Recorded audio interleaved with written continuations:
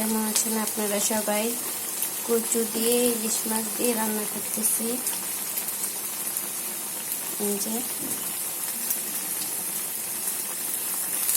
আর এইদিকে আছে কচু শাকটা ভাজি করতেছি।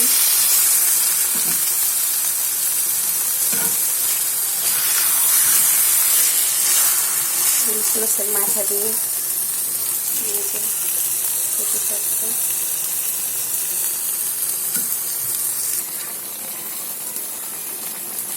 রান্নাটা দেখাইতে পারিনি, আরেকদিন দেখাবো।